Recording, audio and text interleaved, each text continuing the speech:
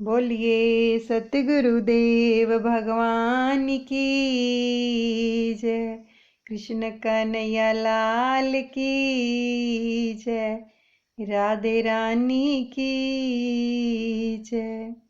अभी हम अपने सतगुरुदेव भगवान के श्री चरण कमलों में सर्वप्रथम दंडवत प्रणाम करते हैं। राधे रानी और कृष्ण कन्हैया के चरणों में भी दंडवत प्रणाम करते हैं। एकाग्रचित होकर बैठेंगे, आंखें बंद कर लीजिए। हर श्वास श्वास में सुमिरन चलता रहेगा।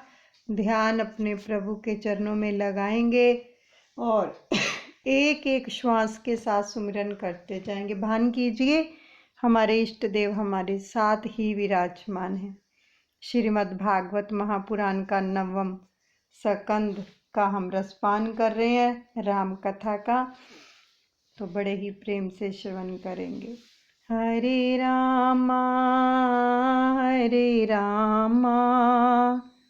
रामा रामा हरे हरे, हरे कृष्णा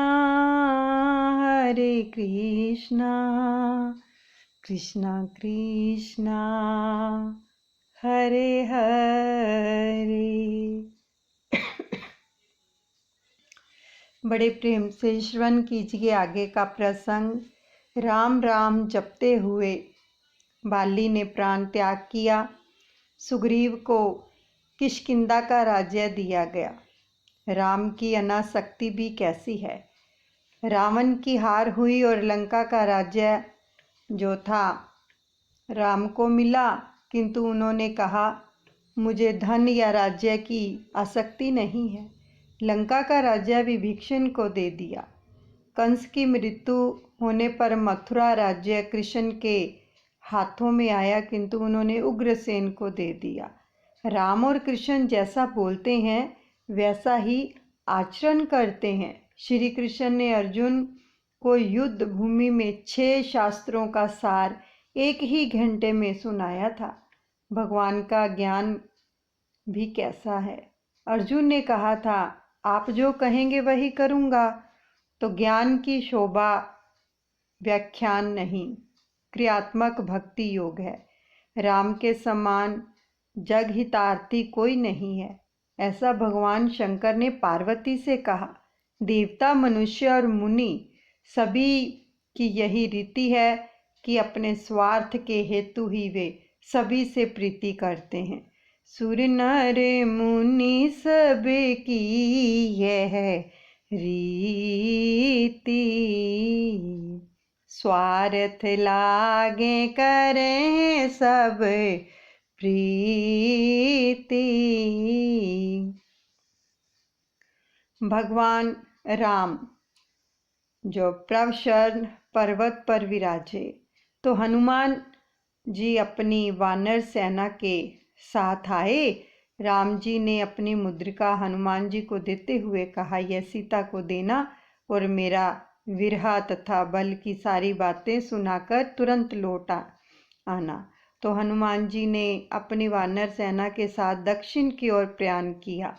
वे जो थे जामवंत के पास आए, जहां संपाति ने उन्हें समाचार दिया कि सीता जी को अशोक वन में रखा गया है। समुद्र को पार करना कठिन था। राम नाम और संयम के बल के बिना समुद्र पार नहीं किया जा सकता। हनुमान जी ने आवेश पूर्वक कहा यदि आप कहें तो सारी लंका को समुद्र में डुबो दूं। तो जामवंत धीरज रखो, यदि लंका को डुबो दोगे तो सीता जी भी डूब जाएंगी। तो हनुमान जी ने उड़ान भरी और उड़ते हुए समुद्र पार करने लगे। मार्ग में सुरसा के अवरोध करने का प्रयत्न किया सुरसा ने, तो हनुमान जी ने उसका नाश किया। हनुमान जी लंका पहुँचे। सायंकाल का समय था। लंका दर्शन करने निकले। वहाँ का वैभव अलौकिक है। मध्य रात्रि के समय लंका में प्रवेश करने जा रहे थे कि किलकिनी ने रुकावट की, तो उन्होंने उसे मार दिया। मरते हुए लंकनी ने कहा कि मुझे ज्योतिषी ने कहा है कि तुझे कोई मारे तब समझ लेना कि रावण की भी मृत्यु होने जा रही है। तो हनुमान जी को लंकनी ने यह भी कहा कि लंका में घूमते समय राम जी को हमेशा अपने हृदय में रखना। शायद राक्षसियों के विहार को देखकर मन विकारी हो जाए। हृदय राख कौशलपुरे राजा। जो मानव समाज में बसकर मानव बनना आसान नहीं है। एकांत में बैठकर ब्रह्म चिंतन करना आसान है। जन समाज के मध्य में विलासी लोगों के साथ रहकर निर्विकार रहना बड़ा कठिन है। शरीर से चाहे पाप ना हो, मन से तो हो ही जाता है। तो हनुमान जी को कौन उपदेश दे सकता है? वे तो सकल विद्या के आचार्य हैं। फिर भी लंकनी के वचन जो थे उपेक्षणीय नहीं है। हनुमान जी को लगा कि मैंने आँख से यह दृश्य देखा नहीं, आँख से चाहे देखा है, मन से चिंतन तो किया ही नहीं है। तो हनुमान जी तो बाल ब्रह्मचारी हैं। वहाँ से इंद्रजीत के आवास में आ गए। इंद्रजीत के तो वहाँ सुंदरी सुलोचना को देखकर उन्होंने सोचा शायद यही सीता जी हैं। नहीं, यह सीता जी नहीं है। एकनाथ महाराज जी ने सुंदरकांड में बड़ा अच्छा वर्णन किया है कि हनुमान जी साक्षात शिव जी के अवतार थे। पार्वती जी भी अवतार लेने का आग्रह करने लगी तो शिव जी ने कहा नहीं, मुझे ब्रह्मचारी रहना है। पार्वती ने कहा मैं आपके बगैर जी नहीं सकूंगी। सो शिव जी ने हनुमान जी का रूप लिया और पार्वती जी बनी उनकी पूंछ। तो यह योग माया सभी के घर में जाती है। तो हनुमान जी की पूंछ बढ़ती ही गई। रावण बहुत जो था फजीजत हुई। तो हनुमान जी ने सारी रात सूक्ष्म रीति से भ्रमण किया, किंतु सीता जी कहीं भी दिखाई देती नहीं थी। तो प्रातःकाल में विभीषण के आवास में प्रविष्ट हुए। वहाँ उन्होंने देखा कि विभीषण है, उसे नींद से जागते ही राम का स्मरण और उच्चारण किया उन्होंने। तो हनुमान जी सोचने लगे कि इन राक्षसों की बस्ती में यह कौन वैष्णव है। हनुमान जी ने ब्राह्मण का रूप लिया और विभीषण के निकट गए। विभीषण ने उनसे पूछा, कौन है आप? तो राम तो नहीं है क्या? प्रभात में आपके दर्शन हुए सो मेरा सारा दिन अच्छा बीतेगा और कल्याण होगा। तो हनुमान जी ने सारी बात बताते हुए सीता जी का पता पूछा और विभीषण ने कहा, आपके दर्शन होने से मुझे विश्वास हो गया है कि राम जी के दर्शन मुझे अवश्य होंगे। मैं तो अधम हूँ, किंतु आपके कारण राम मुझे अवश्य अपनाएंगे। रात्रि में सोने से पहले तथा प्रातःकाल के जागते ही प्रभु स्मरण और शुभ विचार करो। हनुमान जी अशोकवन में आए। वहाँ सीता जी समाधि अवस्था में बैठकर राम राम जप रही थी। उनका शरीर दुर्बल हो गया था। तो हनुमान जी ने उनकी मन ही मन उनको प्रणाम किया और वृक्ष की डाली पर बैठकर राम कथा सुनानी शुरू की। आपको ढूंढने के लिए कई वानर भेजे गए हैं, उनमें से मैं एक हूँ, मैं भी एक हूँ। मैं रामचंद्र जी का दूत हूँ। आज मेरा जीवन सफल हो गया। साक्षात आदि शक्ति सीता जी को प्रणाम करता हूँ। सीता जी ने कहा, भाई कौन है तू? प्रत्यक्ष क्यों नहीं आता है तू मेरे समक्ष आ। हनुमान जी ने सामने आकर माता जी को प्रणाम किया। माता जी, मैं हूँ रामचंद्र जी का दूत, आप मेरी माता हैं। मुझे आज बड़ा आनंद हुआ। और उन्होंने रामचंद्र जी का संदेश सुनाया।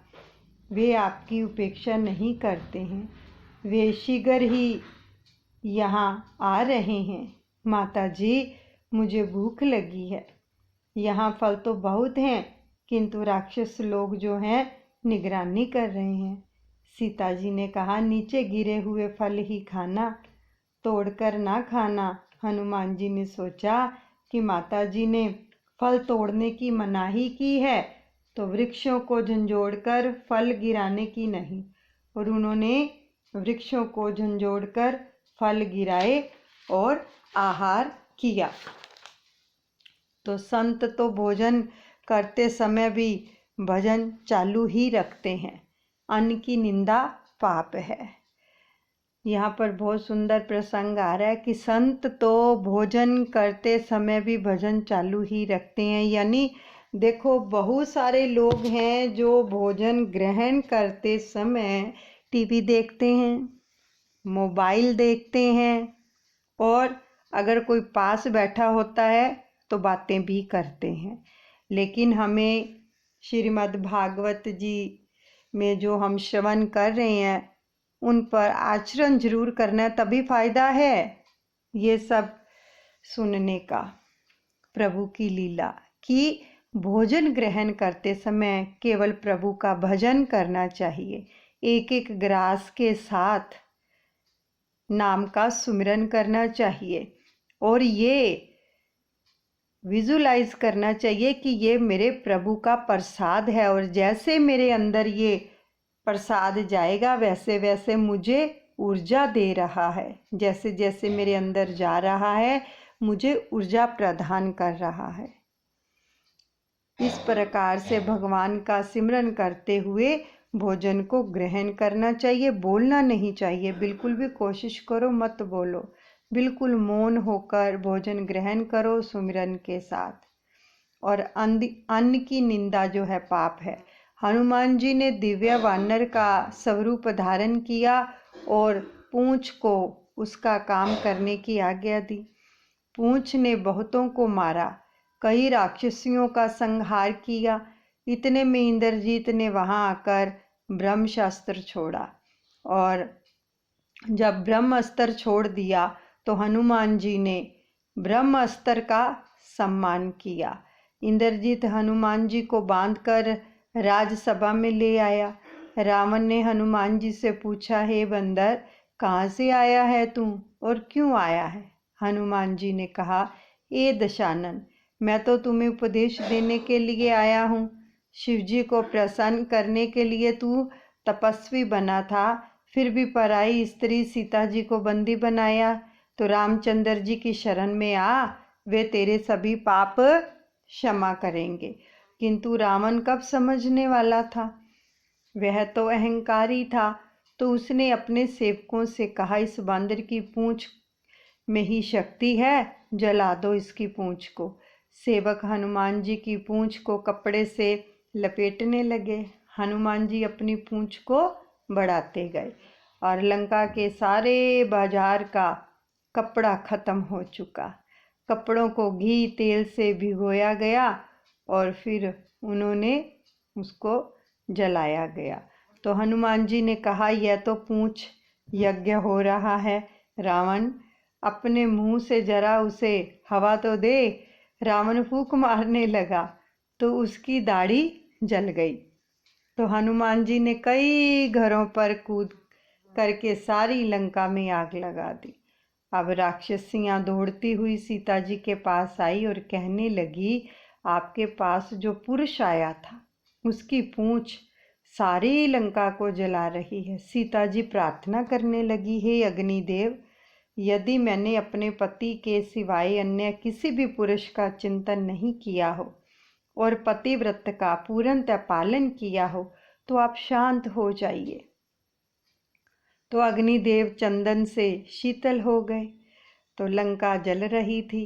हनुमान जी ने समुद्र के किनारे पर आकर देखा तो उन्हें लगा कि यह अच्छा नहीं हुआ। अशोक वन भी यदि जल गया हो तो समुद्र स्नान करके वे अशोक वन में आए। वहां देखा कि एक भी वृक्ष नहीं जला था। सीता जी से मिले। सीता जी ने आशीष दी, अष्ट सिद्धियां तेरी सेवा करेंगी और सारे जगत में तेरी जय जयकार होगी। किंतु इन आशीषों से हनुमान जी को संतोष नहीं हुआ। उन्होंने तो राम सेवा की आशीष मांगी थी। हनुमान जी अमर हैं, काल उनका सेवक है। हनुमान जी वहां से जाने लगे तो ब्रह्मा जी ने उनके पराक्रम की सारी बातें पत्र में लिख दी। तो हनुमान जी इतने नम्र हैं कि अपने कार्य का वर्णन सब मुख से नहीं करेंगे, तो सो पत्र लिख दिया। तो हनुमान जी राम जी के पास आए।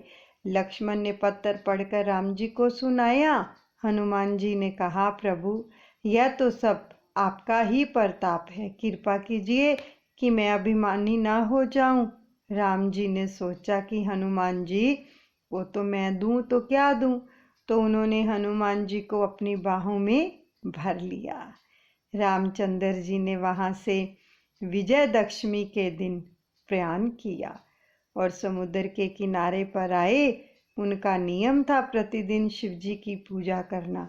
वहां कोई शिवलिंग नहीं मिला तो हनुमान जी को काशी से शिवलिंग ले आने की आज्ञा दी। तो हनुमान जी को लौटने में देरी हुई तो राम जी ने बालू का यानी रेत का शिवलिंग बनाया और पूजा की। वही शिवलिंग रामेश्वर है। जो रामेश्वर का दर्शन करेगा वह देह त्याग के बाद मेरे धाम में आएगा। जे रामेश्वर दर्शन करही, ते तन तजे मम लोक सिधरही। इधर लंका में रावण ने नगर रजनों की सभा बुलाई, नगर जनों की। तो विभीषण ने कहा, भैया राम की शरण में जाकर सीता जी को सकुशल लौटा दो। तो रावण ने गुस्से से विभीषण को लताड़ दिया और धन्य है विभीषण को कि लात खाकर भी बड़े भाई को वंदन किया। तुमको जो ठीक लगे वही करो, मैं तो श्री राम की शरण में जा रहा हूँ। विभीषण के लंका त्याग करते ही सभी राक्षस आयुषहीन हो गए। अब साधु पुरुष का अपमान सर्वनाश का कारण बन सकता है। विभीषण वानर सेना के पास आए। वे सोच रहे थे कि मुझे यहाँ अपनाया जाएगा या नहीं, तो रावण का भाई होने के कारण मेरा तिरस्कार तो नहीं करेगा कोई। नहीं नहीं, प्रभु अंतर्यामी है, मेरा मनोभाव शुद्ध है, अतः वे मुझे अवश्य अपनाएंगे।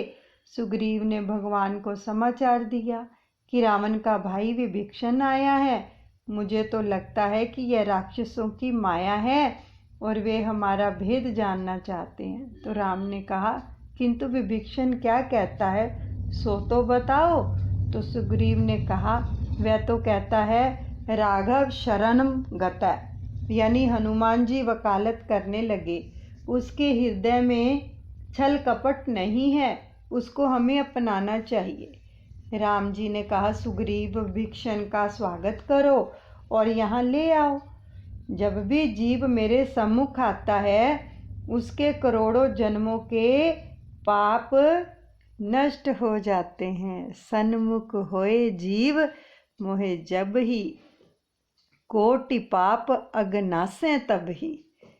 जब भी प्रभु के सामने, प्रभु फरमा रहे हैं कि जब भी जीव मेरे सामने आता है उसके करोड़ों जन्मों के पाप नष्ट हो जाते हैं। तो हम तो रोज देखो, अगर साक्षात माने तो नष्ट होते हैं। हमारे सभी के घरों में मंदिर है ना, क्या साक्षात मानते हैं कि प्रभु के हम सम्मुख हैं?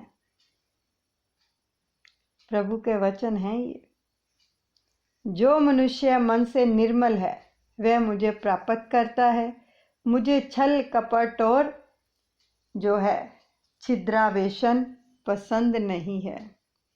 निर्मल मन जन सोई मोहे पावा, मोहे कपट छल छिद्र न भावा। सुग्रीव विभीषण को ले आया। विभीषण ने कहा, नाथ मैं आपकी शरण में आया हूँ। मेरे भाई ने मुझे लताड़ कर तिरस्कृत किया है। राम जी ने अपने आसन से जो राम जी खड़े हो गए और विभीषण का सत्कार करते हुए कहा, तुम मेरे भाई लक्ष्मण के समान मुझे प्रिय लगते हो। लंका का राज्य तुम्हें ही दिया जाएगा, वचन ही फरमा दिए। और विभीषण ने सोचा था कि रावण की मृत्यु के पश्चात प्रभु मुझे ही लंकापति बनाएंगे। आज उनकी इच्छा पूर्ण हो गई। सुग्रीव ने राम जी से कहा, आप बड़ी शीघ्रता करते हैं। विभीषण को लंका का राज्य देने का वचन तो दे दिया, किंतु यदि रावण शरण में आकर सीता जी को सौंप दे तो आप उसे क्या देंगे? तो रघुनाथ जी ने कहा, मैं जब भी कुछ बोलता हूँ सोच विचार कर ही बोलता हूँ। यदि रावण शरण में आएगा तो मैं उसे अयोध्या का राज्य दूंगा। तो रावण यदि शरण में आएगा तो उसे अयोध्या का राज्य देकर हम सभी भाई वनवास करेंगे, ये राम जी ने कहा। समुद्र पर पत्थर का सेतु रचा गया। पत्थर पर राम नाम लिखने से पत्थर तैरते हैं। राम नाम से यदि जड़ पत्थर तैर सकता है तो मनुष्य क्यों नहीं तैर सका? विश्वास पूर्वक श्रद्धा पूर्वक राम नाम का जप करोगे तो भवसागर पार कर सकोगे। इस कलयुग में इसके सिवाय अन्य कोई उपाय नहीं है। पत्थर तक राम नाम से तैर जाते हैं। राम नाम ते सिमरन कारण दुख दरिद्र हर देने। राम नाम दी महिमा गाओ पानी ते पत्थर तर देने। रामचंद्र जी ने लंका में प्रवेश किया। अंगद को विशिष्ट के लिए भेजा गया और अनेक राक्षस मर गए। लक्ष्मण ने कपट से इंद्रजीत का मस्तक उड़ा दिया। सुलोचना ने सती होना चाहा तो उसने रावण से अपने पति इंद्रजीत के मस्तक की मांग की, तो रावण ने कहा कि वह मस्तक तो राम के पास है, जा उसके पास। तो सुलोचना ने कहा, मुझे शत्रु के पास क्यों भेज रहे हो? मैं सुंदर हूँ, सो वहाँ कुछ अनर्थ हुआ है। तो रावण रामचंद्र जी की प्रशंसा करते हुए कहने लगे, राम तो तुम्हें माता के समान ही मान देंगे, तुम्हारी स्तुति करेंगे। और तो मैं क्या कहूँ, मैं राम को अपना शत्रु मानता हूँ, किंतु वे मुझे शत्रु नहीं मानते हैं।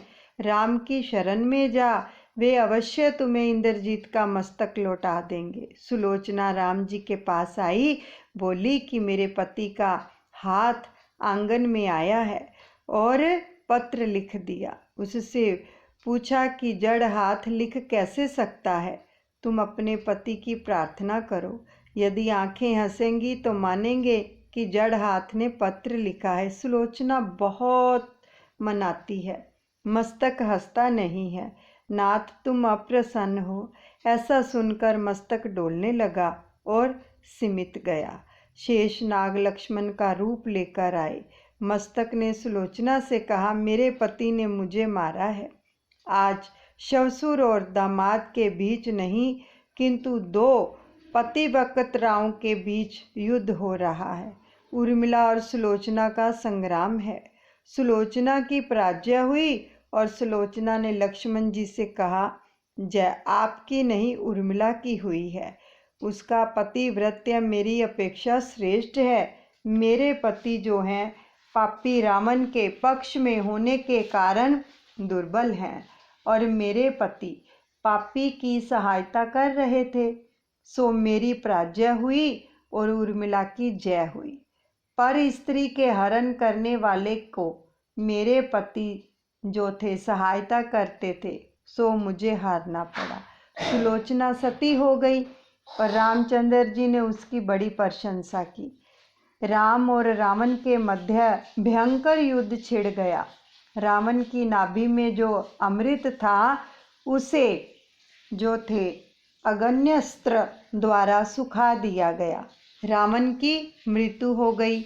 हनुमान जी ने सीता को राम की विजय का समाचार दिया प्रभु ने स्वयं कुछ भी नहीं लिया, लंका का सारा राज्य विभीषण को सौंप दिया और वानरों का सम्मान किया। अब रामचंद्र जी आदि पुष्पक विमान पर सवार होकर अयोध्या की दिशा में लौट चले। मार्ग में उन्होंने सीता जी को रामेश्वर के दर्शन कराया। तो विमान जो था प्रयागराज आया। हनुमान जी को आगे बढ़ने की आज्ञा दी। हनुमान जी भरत के पास आए। भरत राम पादुका की पूजा करते हुए सीता राम का जप कर रहे थे। तो हनुमान जी ने कहा, भरत जी, राम लक्ष्मण जानकी पधार रहे हैं। तो भरत जी ने विमान देखा तो आनंदित हो गए। विमान में से सब नीचे उतरे। राम जी ने भरत को बाहों में भर लिया। दोनों का मिलन हुआ। तो लोग समझ भी नहीं पा रहे थे कि इन दोनों में से राम कौन है और भरत कौन है। दोनों का वर्ण श्याम है और वलकल समान है और शरीर जो है कृश है। ऋषि ने राज्याभिषेक का मुहूर्त किया और वैशाख मास के शुक्ल पक्ष की सप्तमी को सारी विधि संपन्न हुई। भगवान रामचंद्र जी और सीता जी ने कनक सिंहासन पर आसन लिया। राम राज्य के में कोई दरिद्र, रोगी, लोभी, झगड़ालू नहीं था। प्रजा हर तरह से सुखी थी। तो उनके राज्य में वकील वैद्यों का कोई भी काम नहीं था। उस समय वकील वैद्य बेकार हो गए थे। शायद इसी कारण से उनके धंधे में आज बड़ी तेजी है। राम राज्य में सारी प्रजा एकादशी का व्रत करती थी। एकादशी के दिन रसोई बनाने की बात तो दूर रही, अन्न के दर्शन नहीं करने चाहिए। कथा सुनते तो हैं तो कुछ व्रत भी रख लीजिए। जप करूँगा, एकादशी करूँगा, प्रभु सेवा के लिए पहले भोजन ना करूँगा, ऐसा कोई भी नियम अपनाओगे तो कथा श्रवण का फल मिलेगा। हनुमान जी रामचंद्र जी की सेवा कर रहे हैं। वे इस प्रकार सेवा करते थे कि अन्य किसी के लिए सेवा करने का कोई अवकाश ही नहीं रहता था। सीता जी सोचने लगी कि इस हनुमान के कारण मैं अपने पति की कुछ भी सेवा नहीं कर पाती हूँ। जब सेव्य एक है और सेवक अनेक तो ऐसी विषमता हो ही जाती है। यहीं पर हम नवम स्कंद को विश्राम देते हैं। श्री राम जय जय राम, श्री राम जय जय राम। हे रघुनंदन तुम्हें प्रणाम, श्री राम जय जय राम। गाओ श्री राम जय जय राम। हे रघुनंदन हे घनश्याम, हे रघुनंदन हे घनश्याम। प्यारे श्री राम जय जय राम। श्री राम जय जय राम, श्री राम जय जय राम। श्री राम जय जय राम। हरे रामा रामा रामा हरे हरे, हरे कृष्णा कृष्णा कृष्णा हरे हरे। बोलिए सतगुरुदेव भगवान की जय। सतगुरुदेव भगवान के चरणों में सब अर्पण करते हैं। अनुचित क्षमा करें।